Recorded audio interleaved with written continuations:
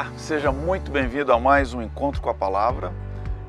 Este trimestre nós estamos estudando o Evangelho de Marcos através desse guia de estudos aqui, como vocês já devem estar acostumados. Para aqueles que não estão, são 13 semanas, 13 estudos. Hoje eu estou aqui com meu grande amigo Arthur. Nós vamos estudar hoje o capítulo finalzinho do 8 e o 9 de Marcos. Vamos falar de milagres, vamos falar de discipulado, vamos falar de muita coisa. Mas antes de iniciarmos, vamos iniciar com uma pequena oração. Você poderia orar para nós? Vamos lá. Querido e maravilhoso Deus, cuja habitação é a eternidade, nós te agradecemos, Pai, pelo privilégio que o Senhor nos concede aqui agora, de estarmos no encontro com a Palavra, de estarmos aqui podendo iniciar este trabalho de escola sabatina, onde nós vamos agora, Pai, estudar a Tua Palavra, entendermos melhor os Teus ensinamentos através do Evangelho de Marcos e pedimos, Pai, que o Teu Santo Espírito conduza tudo o que acontecerá aqui hoje, agora, para que as verdades da Tua Palavra entrem na nossa mente e no nosso coração. Tudo isso, Pai, nós pedimos e agradecemos no santo e maravilhoso nome do nosso Senhor e Salvador Jesus Cristo. Amém. Amém, Senhor. Arthur, os ensinamentos de Jesus são e continuam sendo algo que mudou a humanidade. Mudou completamente. Antes de Jesus e depois de Jesus, né? Até Exatamente. Em termos de data.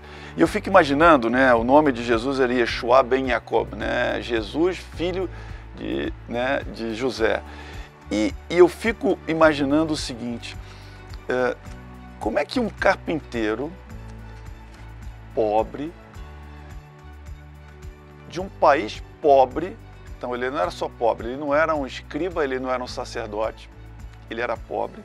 Então, olha só, era um país marginalizado, ele era pobre, ele era um carpinteiro, foi educado como carpinteiro. Dominado pelo Império Romano. Dominado pelo Império Romano, morando na periferia da Judéia. Não é que ele morava em Jerusalém. Era a periferia da periferia. Ele é periferia da periferia.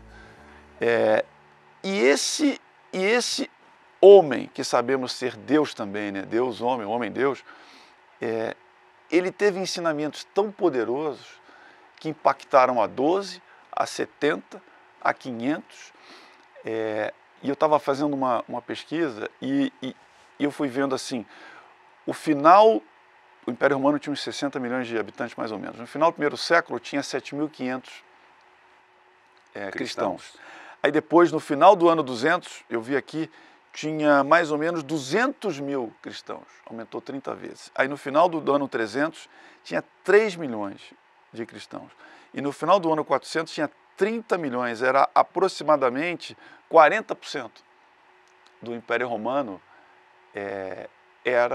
era cristão, se denominava cristão. A ponto de, a partir de Constantino, virar a própria religião do Império. Oficial, né? E hoje somos em 2,2 bi, mais ou menos 30% da população mundial. Que ensinos são esses que impactaram tanto o mundo e a humanidade? E como é que Jesus formou discípulos, né? E a lição de hoje e da semana que vem, ela vai versar sobre isso. Como é que Jesus ensinava, algumas experiências que ele usou para ensinar. E é maravilhoso. Eu convido a você a abrir, então, a Bíblia no capítulo 8, a partir dos versículos 22. E lá tem dois milagres que eu queria, no capítulo 8 e no capítulo 9, dois milagres que eu queria a tua sabedoria, que você nos ajudasse aqui a entender. Primeiro, um cego. E como é que Jesus trata estava em Betsaída, né? Que era um local que Jesus costumava ir bastante, né? E ali no capítulo 8, versículo 22, trouxeram um cego para ele, né? Trouxeram um cego. E o cego, ele diz assim, ó, Jesus tomando, eu vou ler, 22, Jesus tomando o cego pela mão, levou-o para fora da aldeia, e aplicando-lhe saliva aos olhos, e impondo-lhe as mãos, perguntou, você está vendo alguma coisa? Ele fala, ainda estou vendo homens, mas como árvores. Aí ele novamente pôs as mãos nos olhos, e lhes passaram a ver claramente, ficou restabelecido, e tudo distinguia de modo perfeito. Por que você acha aqui, Arthur, que Jesus Não, os milagres que ele fez aqui, ó, antes ele fez a mulher Cirofenícia, multiplicou os peixes, aqui outra, a cura de um surdo e gago, que mais aqui? Ele teve a ressurreição da filha de Jairo. Jesus nunca fez em nenhum dos outros milagres depois, ele fez em 2 movimentos. Por que você acha que ele fez aqui 2 movimentos? Ótima pergunta. Fiquei intrigado com isso. É muito interessante mesmo. Primeiro que tudo que Jesus Cristo fazia tinha um propósito, e um propósito altíssimo. Nada era de graça no bom sentido, né? No bom sentido.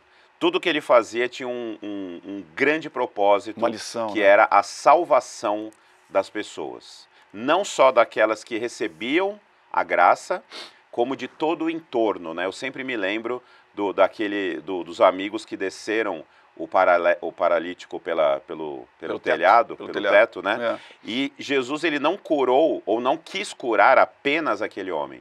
Ele quis curar os amigos, quis mostrar aos apóstolos dele, quis mostrar aos fariseus. Tudo aquilo que estava acontecendo tinha um propósito salvífico. Então, tudo que Jesus Cristo fez, falou, ensinou, tinha esse propósito. Salvar ou de ensinar os dois, né? Os dois, né? Através do ensino, a pessoa chegar à salvação.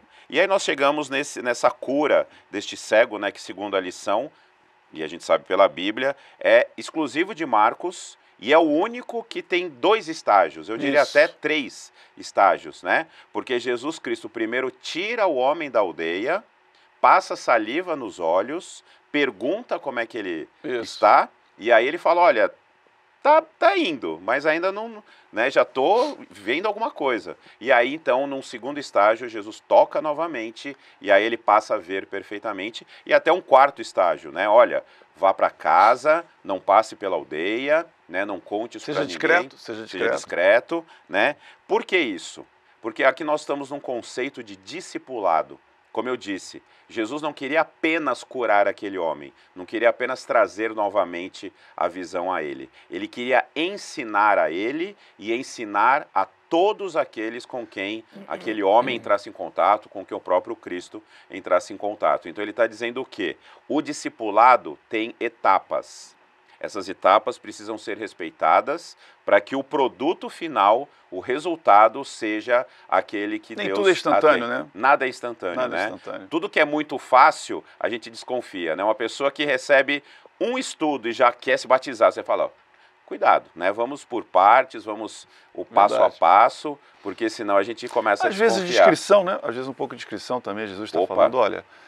não é o momento de você dizer que foi curado por mim, né? Exatamente. Ainda não é o momento. Eu quero que você entenda isso, eu quero que você faça o passo a passo, porque o discipulado é isso, né? A gente, né, você falou, você nasceu na igreja, eu não. Então, quando eu cheguei, eu tive que respeitar ali um passo a passo para que o processo não se embolasse e para que eu entendesse realmente qual é o propósito de Deus. Verdade. Por isso que Jesus ensinou até nessas etapas da cura do cego. Mas mesmo os que estão nascendo na igreja continuam, viu, na etapa Exatamente. passo a passo. Não podemos nunca abrir mão desse passo a passo. Não chegamos nunca lá. É verdade. Mas vamos lá. Continuando aqui no 8:27, capítulo 8, versículo 27, Jesus faz tem aqui um diálogo ali, né? Um diálogo muito interessante, que ele vira para os seus discípulos e aí ele começa a ensinar, né? E Jesus, ele é mestre, né, obviamente, em fazer perguntas retóricas. Ele usa muita retórica. Essas perguntas, né, retóricas. E ele, olha, ele vê no vídeo, quem dizem os homens que eu sou? O que estão falando de mim? O que eles dizem que eu sou? Vocês estão ouvindo por aí? Vocês estão ouvindo por aí que eu sou, né? Porque Jesus começava a causar um impacto ali naquela região. Aí ele fala, ó, uns dizem que você é Elias, outros João Batista, outros alguns profetas. Aí ele, tá bom. Agora eu quero saber de você. E vocês, né? O que vocês acham? Dizem que eu sou? E aí Pedro diz assim, não, tu és o Cristo. Vamos lembrar o seguinte, o que é Cristo? O que era o Cristo para o judeu à época? Cristo é a palavra grega de ungido. Messias, né?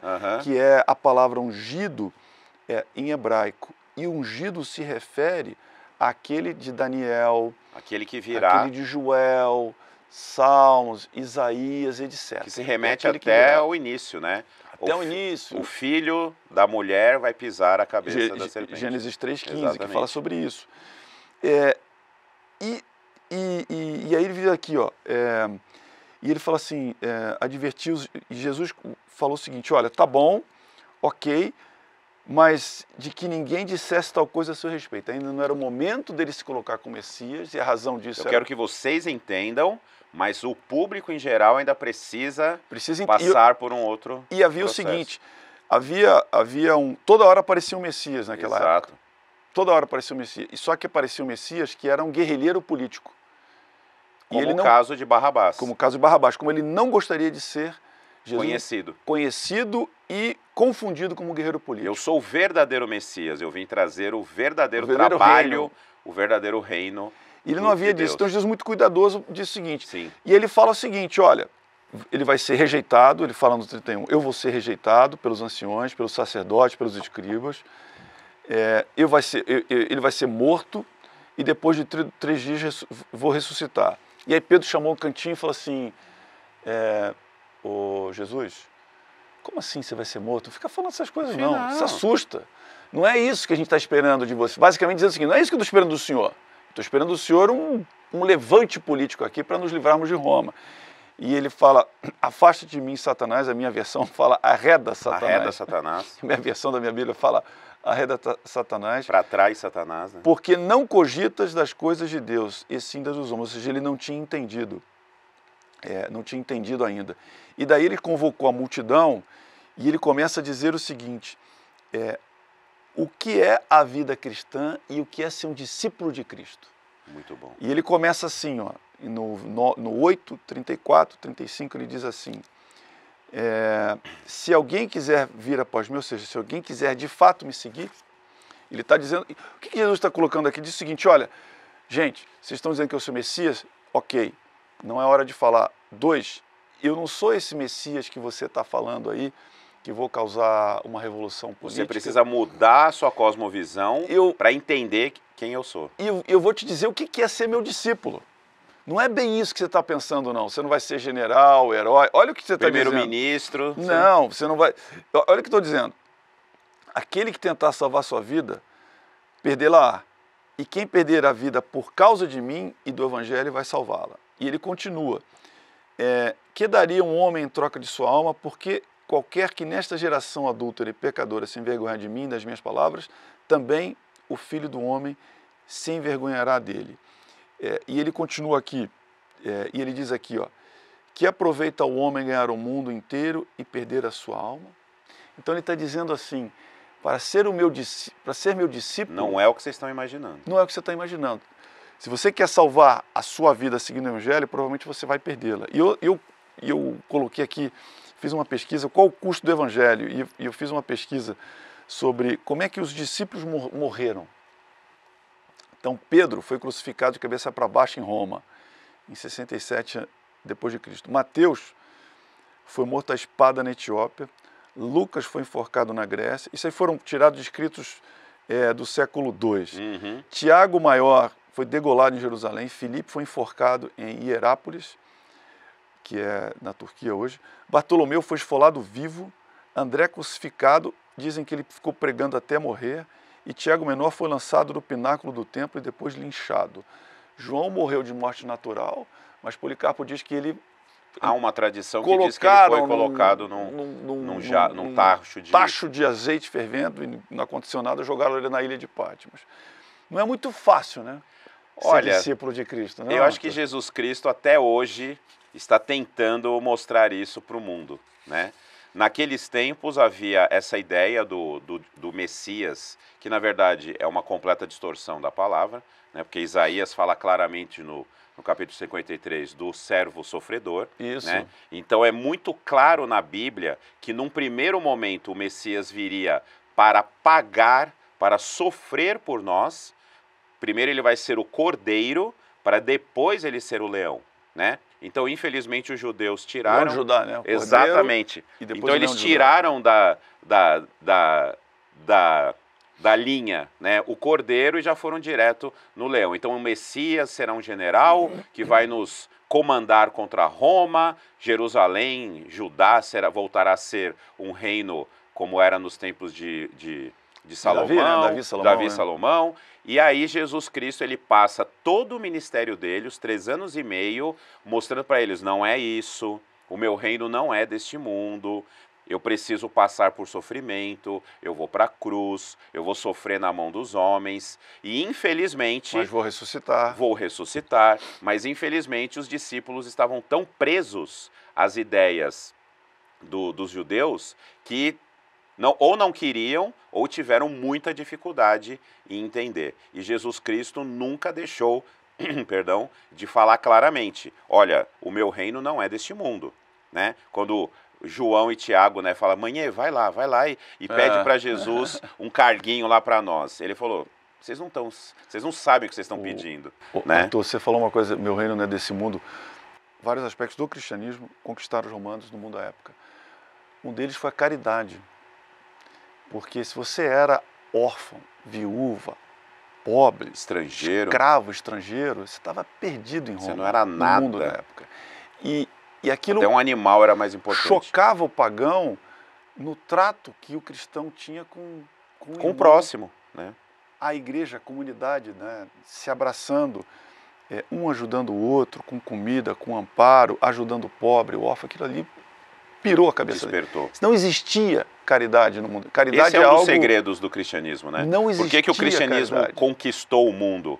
Porque ele era tão revolucionário na sua essência. E qual é a essência? O amor, né? O ser humano estava tão distante do amor, próximo, né? O amor ao próximo, era aquela coisa que nós estamos vendo voltar. Isso né? foi revolucionário. Foi completamente revolucionário. E fizeram com que se tornassem cristãos, inclusive. Que é a essência de Deus. Deus é amor. Né? Então o que Jesus Cristo fez? Mostrou o Pai.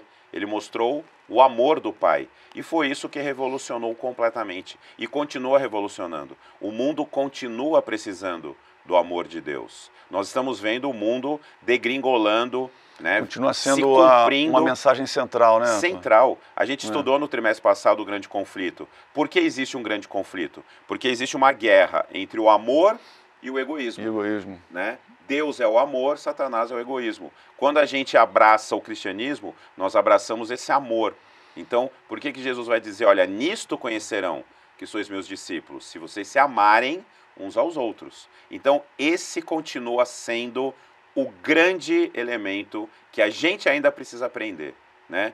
Enquanto a gente olhar para o ego, enquanto a gente brincar, trabalhar lados, né? Com o que eu quero, com o que eu gosto, com o que eu faço, eu sou importante, nós vamos continuar errando como Pedro errou, como os discípulos erraram, porque eles estavam olhando para si. Eu quero ser o bambambam, né? Vamos falar um pouco sobre isso ainda hoje, né? Não. Quem é o maior no reino? Não, Pedro é maior, João é maior, porque os três estão sempre juntos com Jesus. Quem vai ter o Ministério da Fazenda, da Agricultura e a Casa Civil? Era o que eles queriam, era o que eles estavam imaginando, né? E Jesus Cristo dizendo, não... Né? Vocês querem ser conhecidos por ser meus discípulos? Não é porque vocês vão ter cargo, riqueza, poder. É porque vocês vão amar.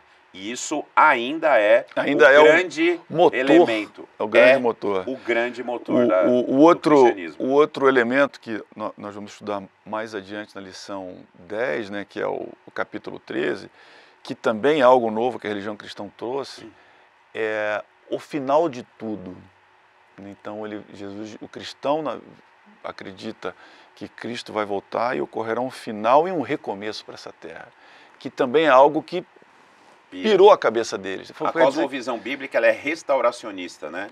Nós estamos caminhando para frente, mas voltaremos ao Éden, então, voltaremos ao que Deus criou originalmente, né? Você imagina um escravo sem nenhuma, nada. Ele nasceu escravo. Não há perspectiva nenhuma na vida dele. E ele abraça o cristianismo dizendo que vai ter um mundo melhor, vai ter um mundo melhor. Vai. Então isso revolucionou.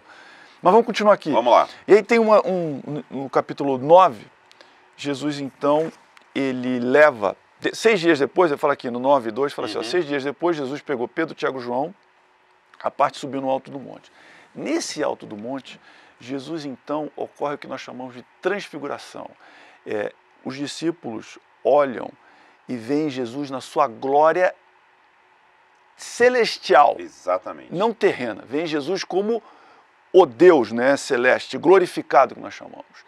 E junto deles, Elias e Moisés.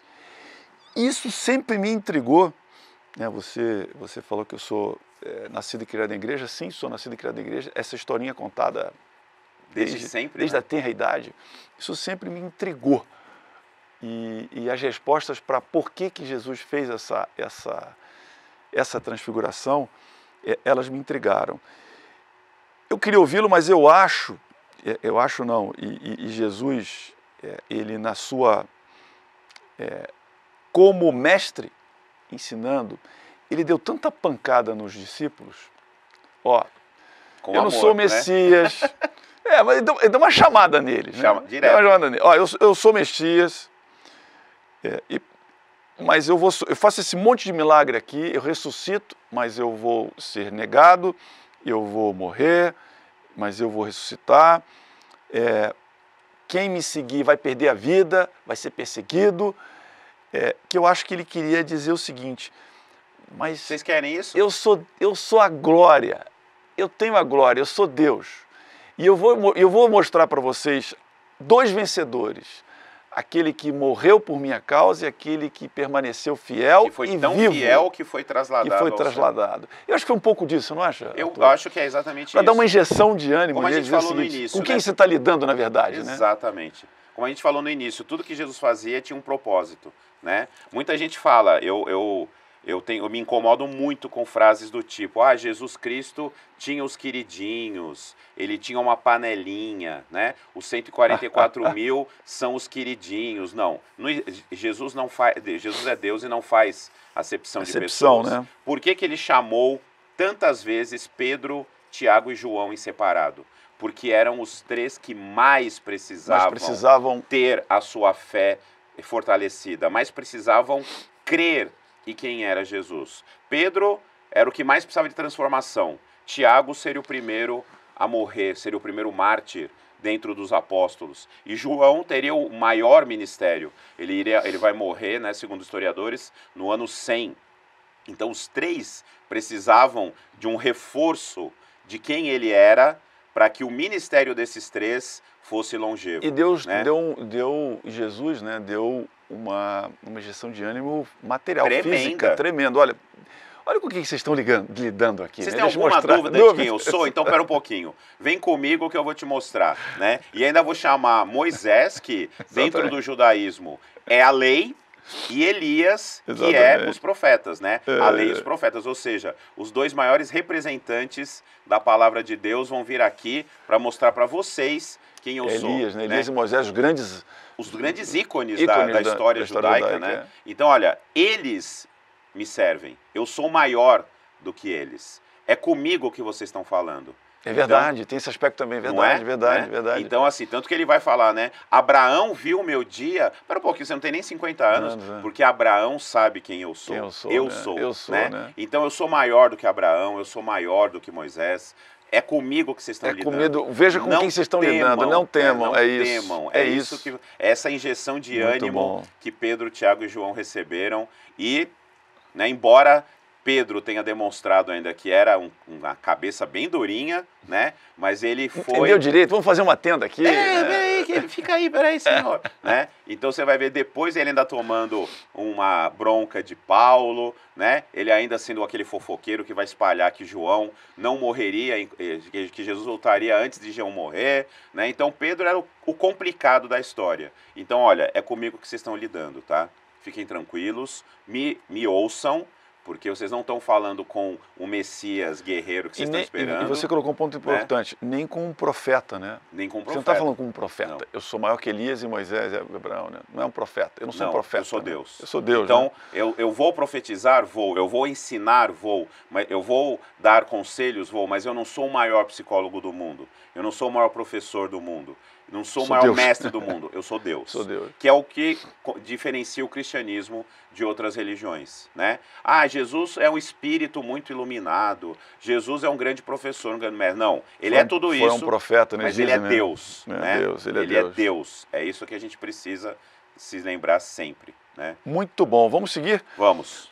O próximo episódio que Jesus usa também para ensinar é a cura de um jovem possesso, que está ali. Logo depois do Monte da Transfiguração. Logo depois do Monte da Transfiguração.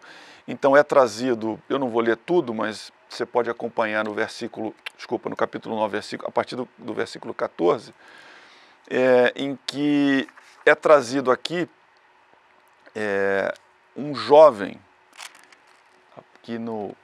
Na verdade, quando os 4 descem, né, já tem um rebuliço ali, né? Já tem uma confusãozinha, já tá rolando né? um bate-boca. E aí ele diz né? aqui, ó, mestre, tem no 11, né? Em um dentre a multidão respondeu, mestre, trouxe-te o meu filho, possesso de um espírito mudo. E este, onde quer que o apanha, lança-o por terra, e ele espuma. Roguei aos teus discípulos que o expelissem, e eles não puderam. Então, veja só, já tem Jesus um caos ali. Olha a cena, Jesus se afastou, subiu no monte, transfigurado. Quando ele volta, tem um ruidinho. Aí o que está acontecendo aqui? Não, é o seguinte, eu tenho um filho que está possesso, endemoniado. E aí eu pedi para os discípulos que estavam seus apóstolos estavam aqui ao pé do monte tirar e não rolou. E não rolou. Traduzindo, né? E não rolou. Não rolou. O meu filho continua ali. Jesus, no final, depois fala o porquê, mas ele diz assim, ó geração incrédula, até quando estarei convosco? Do tipo, eu não estou aqui toda hora para resolver todos os problemas. Até quando isso vai ter que acontecer? Então, daí, Jesus pergunta ao menino, há quanto tempo isso tudo sucede? Desde a infância. E daí ele fala aqui, ó, no 22, ao que ele respondeu, né, Jesus, se podes, ao pai, né, ao que lhe respondeu Jesus, se podes, tudo é possível ao que crê. E imediatamente o pai do menino exclamou com lágrimas, eu creio, ajuda-me na minha falta de fé. E aí o demônio saiu. Olha que interessante, são coisas assim, isso aqui é para ficar falando acho que umas 3 ou 4 horas, mas olha que coisa interessante. Na verdade, por que não houve o fracasso? Houve o fracasso inicial porque todos não acreditavam. Os próprios apóstolos não tinham fé. E o pai muito menos não acreditava. Também não tinha fé de que os seguidores de que Cristo poderia tirar o demônio. Os próprios apóstolos. E aí Jesus intervém. E no final, ele diz assim, ó. Mas Jesus, tomando-o pela mão, ergueu, né, o menino, né, o menino desfaleceu, depois ele diz aqui, ó. E ele fala, e aí os discípulos perguntam, Senhor, por que a gente não conseguiu, por que não conseguiu expulsar? Ele diz o seguinte, para esta casta de demônios, senão por jejum e oração. Que lição que a gente tira daqui? Sensacional. Voltamos à questão inicial, né? Tudo que Jesus Cristo faz tem um propósito. Ou seja, a cura não seria apenas para o menino, a cura seria para o pai do menino, a cura seria para os seus apóstolos, os 9 que estavam lá embaixo. Sim. Né? Então, e a questão da preparação também. Jesus está dizendo, olha, sabe por que vocês não conseguiram? Primeiro, porque vocês não têm fé. Segundo, porque vocês não estão se preparando, né? O que é esse elemento da oração e do jejum? Preparo. São 2 dos 4 itens basilares da comunhão com Deus, né? A comunhão com Deus se faz pelo estudo da palavra, oração, meditação na palavra e jejum. Jesus cita 2 dos 4, ou seja, vocês não têm fé, vocês não acreditam no que eu falo, vocês não estão se preparando para serem os apóstolos que Deus quer que vocês sejam. Então, veja como Jesus Cristo, ele resolve... uma situação como e se começa fala a fazer hoje em dia, o discipulado. Né? Embora seja errado, né, ele mata vários coelhos com uma cajadada só. Né? Hoje em dia é errado falar esse tipo de coisa, mas essa é a ideia. Né? Ele quer mostrar para muitas pessoas qual é o caminho. Né? Então, o pai não tem fé, e isso está complicando a vida dele e do filho. Os apóstolos não têm fé. Então, olha, primeira coisa, vocês têm que trabalhar a fé de vocês. E quem faz isso é Deus. Então, peçam a Deus que lhes dá e não lhes impropera. Então, peçam a Deus e Ele vai aumentar a fé de vocês. Tanto o pai como o menino, como os apóstolos. A fé de quem pede é a fé do instrumento que é usado por Cristo, né? Também Exatamente. Tem que ser com fé, né? Então, essa história é fantástica por causa disso, né? Então, olha, o pai, o senhor precisa de fé. O menino está sofrendo por E causa você disso. também que está querendo expulsar o demônio, mais ainda. E você, Mais exatamente. ainda. Então, assim, você quer realmente ser meu apóstolo, ser meu discípulo? Preparo. Você não vai fazer isso achando que, não, eu vou ser capitão, eu vou ser... Não, você vai primeiro se preparar. Se você se preparar, e como é que a gente se prepara? Estudando a Bíblia, orando, meditando sobre a palavra de Deus e jejuando. Né? Não é ler a Bíblia, é estudar. Estudar a Bíblia. Eu nunca falo ler a Bíblia. Eu sempre falo estudar. Porque ler, tem muita gente que está lendo, tirando conclusões precipitadas e pregando coisas erradas. Eu tinha um colega de trabalho que falava para mim, Rubens, eu leio um salmo todo dia. Que maravilha. Aí eu falei, que legal seria se você estudasse o salmo. Pois é. Tem gente que deixa aberto no Salmo 91 como um amuleto, né? A Bíblia não é um amuleto, a Bíblia é a palavra de Deus, né? A mesma palavra que criou, né? E disse Deus, haja luz e houve luz. Essa mesma palavra está aqui à nossa disposição, fazendo o mesmo trabalho de sempre, nos transformando nos homens e mulheres que Deus quer que a gente seja, né? E daí, Arthur, eu queria agora ressaltar dois aspectos que são, eu acho que talvez seja o ápice desse capítulo, que é para Deus e para Jesus e para o cristão, o que é ser grande? Ótimo. E na nossa caminhada rumo a Canaã Celestial, rumo ao reino de Deus, quais são os tropeços e como é que nós nos desviamos desses tropeços, né? Então, aqui no capítulo, ainda no 9, no 33, ele diz assim, depois que eles saíram ali de Cafarnaum, eles começaram a discutir no caminho, Jesus chega Jesus ele chega antes, né, do que os discípulos em Cafarnaum. Aí os discípulos chegam um pouco meio contrariados, aquela cara meio de bode, né, no nosso português aqui, chulo. E Jesus pergunta, o que vocês estão discutindo aqui? Vocês estão aí meio... O que está pegando? O que você está de cara emborrada aí? Por que você está de carão, como a gente diz no português, né? Aí ele diz assim, aí fala no 34, eles aguardaram em silêncio, porque haviam discutido, estou lendo o versículo 34, haviam discutido entre si sobre quem era o maior. E ele, Jesus, assentando-se, chamou os 12 e disse, se alguém quer ser o primeiro, será o último e servo de todos. Isso é, então, a essência do amor na prática. Esse é outro aspecto do cristianismo que pirou a cabeça do pagão e pirando. Como assim, para ser o primeiro tem que servir? E Jesus foi o que mostrou na prática o que é servir. Ele se entregou a si mesmo e ele serviu a humanidade como seu Redentor. Isso é um espetáculo, né? É maravilhoso demais, né? Você quer ser o maior? Não queira ser o maior. Né? Não queira ser o maior. Você quer ser o maior? Então faz o seguinte, sirva. Sirva. Né? Quem é o aí maior? Você vai ser grande, né? Aí você vai ser grande de verdade. Você vai ser grande, né? Quem é o maior no reino de Deus? Deus. Por quê? Porque Ele é o que mais serve. Deus está o tempo todo servindo.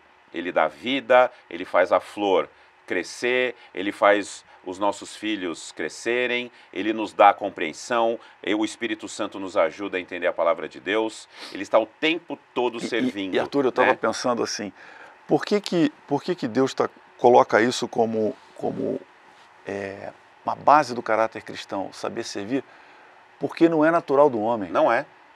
Para o homem servir é difícil. O que a gente estava falando, quer ser servir. O que o homem almeja eu quero ter status, ou poder ou fortuna, ou os dois, melhor ainda se tiver os dois, ou poder ou fortuna, porque eu quero ser servido. Exato. Então eu quero ter a casa, o empregado. O conceito de sucesso é ter empregados, é ter alguém serviçais. Servindo, serviçal de inteiro. Isso é humano.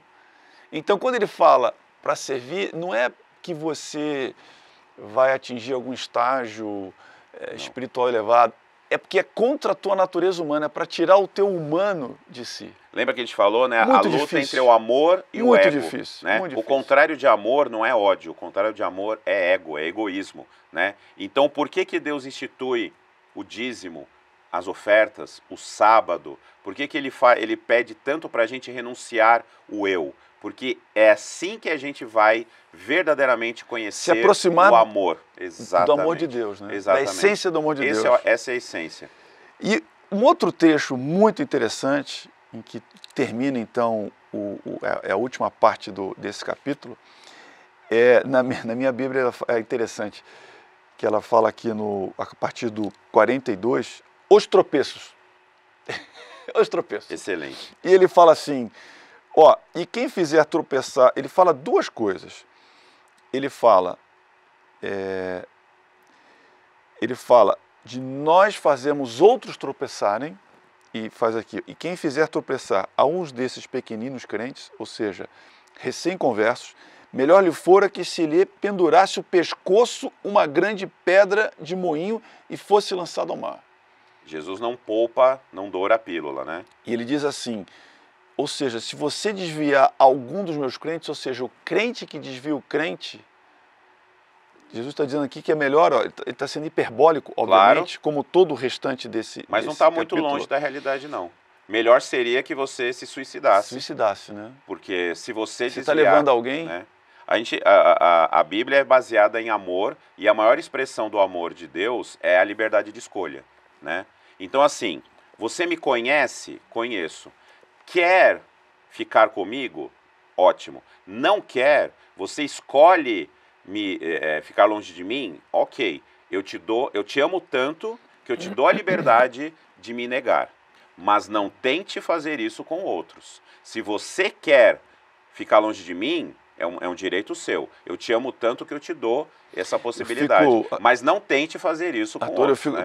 Quando eu leio isso aqui, eu fico pensando naqueles líderes de igreja que são privilegiados na inteligência, na comunicação, na oratória e no conhecimento. Então ele é inteligente, ele tem o conhecimento e ele tem a boa oratória, que é uma combinação perfeita, mas ao mesmo tempo devastadora.